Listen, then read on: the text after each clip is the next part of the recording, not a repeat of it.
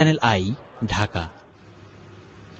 আজ বিশ্ব গ্রামীণ নারী দিবস। পৃথিবীর অন্যান্য দেশের মতো বাংলাদেশেও পালিত হচ্ছে দিনটি। দেশের নানা ক্ষেত্রে নারীর ক্ষমতায়নের বিষয়টি প্রশংসিত হলেও এখনো গ্রামীণ নারীরা তাদের কাজের স্বীকৃতি পান না।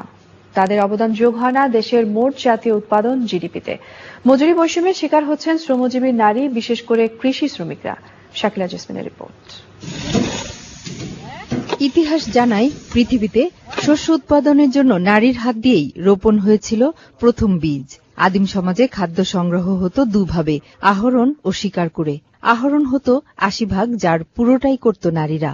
বাংলাদেশে মোট শ্রমশক্তির ৬৮% কৃষি, মৎস্য, বনায়ন, পশুপালন ও হাঁস মুরগি পালন খাতে।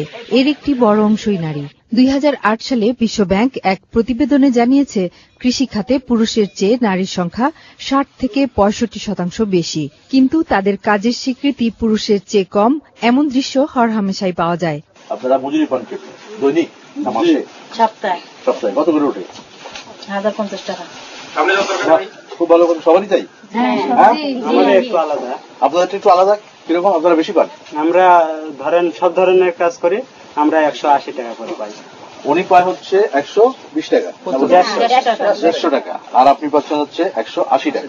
গত এক দশকে অবৈতনিক কার্যক্রমের সঙ্গে যুক্ত ১,৩০,০০,০০০ বাড়তি শ্রমশক্তির ৫০%ই নারী। আর কৃষি ও কৃষিজাত বনায়নে নিয়োজিত ৩৭ লাখ শ্রমিক বেড়ে ৮০ লাখ হয়েছে।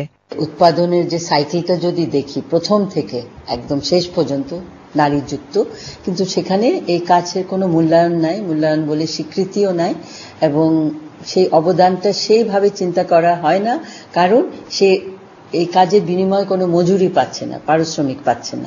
বীজ বোনা থেকে একেবারে ভাত হয়ে পাতে আসা, সেখানে নারীর ভূমিকা। আমরা কল কারখানায়, অফিস আদালত যখন প্রতিষ্ঠানে বসা, আমরা তাদের দেখছি, কিন্তু এই যে তারা সমস্ত কাজগুলা করছে, এমনকি গৃহ কাজ, সেটাও কিন্তু একটা মূল্য তৈরি হচ্ছে। সুতরাং এই নারীর ইনভিজিবল যে কন্ট্রিবিউশন, সেটাকে মূল্যায়িত করতে হবে। নারীর কাজের অবদান হিসেবে জিডিপি নিরূপণ করতে পদ্ধতিগত পরিবর্তন আনার পরামর্শ দিয়েছেন শীর্ষ অর্থনীতিবিদরা।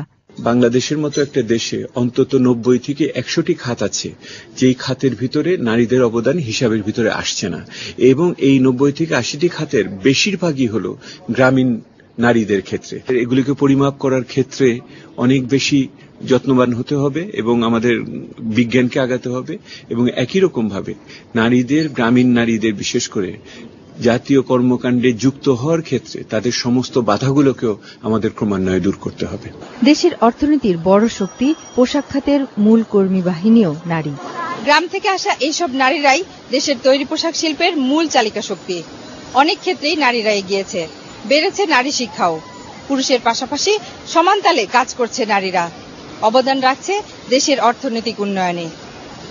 Shakila jasmine, channel I, Dhaka. Awami League নিয়ে বিএনপি চেয়ারপারসন বেগম খালেদা জিয়ার বক্তব্যকে শিষ্টাচার বহির্ভূত